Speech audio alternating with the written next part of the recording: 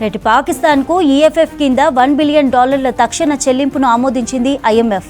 నిధులను పాకిస్తాన్ ఉగ్రవాదం కోసం దుర్వినియోగం చేసే అవకాశం ఉందని భారత్ హెచ్చరించినా నిధులిచ్చేందుకు ఆమోదించింది. వాషింగ్టన్లో జరిగిన బోర్డు సమావేశంలో ఈ నిర్ణయం తీసుకుంది ఐఎంఎఫ్. అంతేగాక రెసిలెన్స్ అండ్ సస్టైనబిలిటీ ఫెసిలిటీ కింద $1.3 బిలియన్ రుణం కూడా అందించేందుకు ఆమోదం తెలిపింది. పాకిస్తాన్కు నిధులివ్వడంపై భారత్ తీవ్ర అభ్యంతరం వ్యక్తం చేసింది. పరోక్షంగా ఐఎంఎఫ్ సరిహద్దు ఉగ్రవాదాన్ని పోషించేందుకు పాకిస్తాన్కు మద్దతిస్తుందని తెలిపింది. ఇది నిధుల ఏజెన్సీలకు నష్టం కలిగిస్తుందని, ప్రపంచ విలువలను దెబ్బతీస్తుందని తెలిపింది. పాక్కు నిధులు ఇచ్చేందుకు ఐఎంఎఫ్ ఆమోదం తెలపడంపై హర్షం వ్యక్తం చేశారు పాక్ ప్రధానమంత్రి షహబాజ్ షరీఫ్. తమకు నిధులు రాకుండా అడ్డుకోవడంలో భారత అత్యున్నత వ్యూహాలు ఫలించలేదన్నారు. పాకిస్తాన్ ఆర్థిక పునరుద్ధరణపై ప్రపంచ విశ్వాసానికి ఇది సంకేతంగా నిలుస్తుందని తెలిపింది పాక్ పీఎంఓ. రైట్, దీనిపై డీటెయిల్స్ తెలుసుకుందాం. అనిల్ లైవ్లో ఉన్నారు. అనిల్, భారత అభ్యంతరాలు పట్టించుకోకుండా పాక్కు నిధులు ఇవ్వడానికి అసలు కారణం ఏంటి? ఎస్ చంద్రిక, భారత్ అభ్యంతరాలను పట్టించుకోకుండా అంతర్జాతీయ ద్రవ్యనిధి ఐఎంఎఫ్ పాకిస్తాన్కి $1 బిలియన్ కూడా ప్రకటించింది. భారత్ ఎంత చెప్పినా కూడా వినకుండా, ఎందుకంటే ఇప్పుడు వచ్చినటువంటి నిధులతో పాటు గతంలో ఇచ్చిన నిధులు కూడా కేవలం పాకిస్తాన్ ఆ దేశ అభివృద్ధి కోసం కాకుండా అక్కడ ఉన్నటువంటి ఉగ్రవాద స్థావరాల కోసం ఉగ్రవాదులను పెంచి పోషించడానికి ప్రయత్నం చేస్తుంది. దానికి సంబంధించినటువంటి ప్రూఫ్స్లు కూడా అక్కడ చూపించినటువంటి పరిస్థితి. అయినా కూడా వినకుండా ఈ $1 బిలియన్ అయితే ఐఎంఎఫ్ ప్రకటించింది పాకిస్తాన్కి. సో దానికి సంతృప్తి చెందినట్టు కూడా పాకిస్తాన్కి సంబంధించినటువంటి పిఎంఓ నుంచి కూడా తెలిపారు. పూర్తిగా దీన్ని ఎక్సిడెంట్ ఫండ్ ఫెసిలిటీ ఈఎఫ్ఎఫ్ కింద బెయిల్ అవుట్ ప్యాకేజీని అందించినట్లు కూడా ఈ పాకిస్తాన్కి సంబంధించినటువంటి కార్యాలయం నుండి కూడా వారు తెలిపారు. సో ఈ ఐఎంఎఫ్ రుణాలు కూడా పూర్తిగా పాకిస్తాన్ దుర్వినియోగం చేస్తుందంటే భారత్ ఎంత చెప్పినా పెడచెవిన పెట్టకుండా వినకుండా కూడా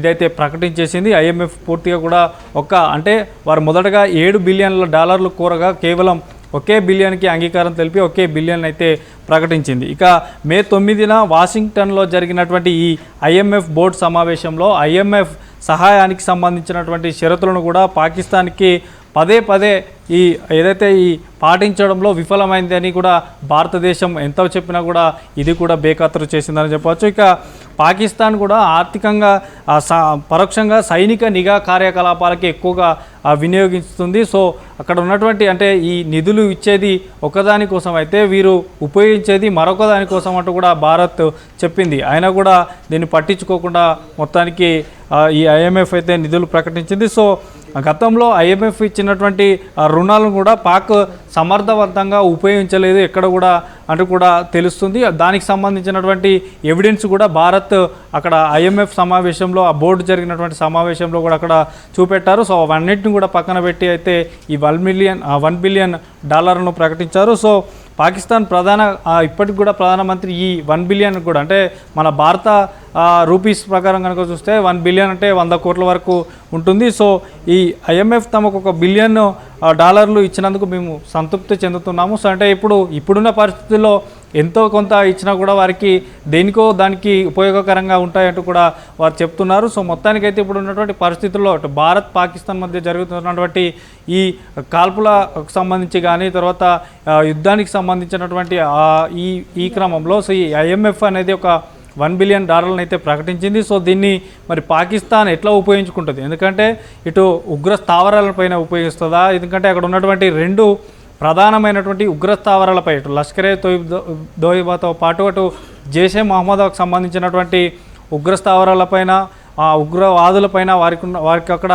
వారి స్థావరాలకు వారికి కావాల్సినటువంటి సహాయ సహకారాలకు అందించినటువంటి పెంచి పోషించేటువంటి విధంగా ఈ ఫండ్ను వాడుతున్నట్లు కూడా భారత్ చెప్పినా వినకుండా కూడా అయితే ఐఎంఎఫ్ అయితే ప్రకటించేసింది. సో మొత్తానికి మరోవైపు పాకిస్తాన్ వరుసగా ఇది 3వ రోజు కూడా డ్రోన్ అటాక్ చేస్తున్నాయి. సో దాన్ని తిప్పికొడుతున్నాయి. భారత్ చాలా ఎక్కువ అంటే గాల్లోనే మట్టు కనిపిస్తున్నటువంటి పరిస్థితి. అయినా కూడా ఈ జమ్మూ శ్రీనగర్ ఈ పరిసర ప్రాంతాల్లో ఎక్కువగా ఈ కాల్పులు విరమణ ఉల్లంఘిస్తుంది. లైన్ ఆఫ్ కంట్రోల్ వెంబడి డైలీ అంటే ఈ గత 3 రోజుల నుంచి కూడా పొద్దున సాయంత్రం అంటే ఇట్లా 24 అవర్స్ అయితే ఆ లైన్ ఆఫ్ కంట్రోల్ వెంబడి జరుగుతున్నా కూడా కొన్ని ప్రాంతాలు అటు పంజాబ్లోని అమృత్సర్ కానీ తర్వాత ఈ పూంచ్ ఏదైతే పాకిస్తాన్ బార్డర్కు దగ్గర ఉన్నటువంటి పూంచ్ సెక్టార్లో కూడా ఎక్కువగా కాల్పులు జరుపుతున్నారు. సో ఈరోజు జమ్మూ కాశ్మీర్లో కూడా ఒక నివాసం పైన చేరగా అక్కడ జమ్మూ కాశ్మీర్కి సంబంధించినటువంటి డిప్యూటీ కమిషనర్ రాజ్ కుమార్ అనే వ్యక్తి కూడా మృతి చెందడం జరిగింది. సో మొత్తానికి ఇట్లాంటి పరిణామాల దృష్ట్యా ఈ IMF నిధులు ఇవ్వడం పట్ల మాత్రం భారత్ తీవ్రంగా వ్యతిరేకిస్తుంది. చంద్రిక.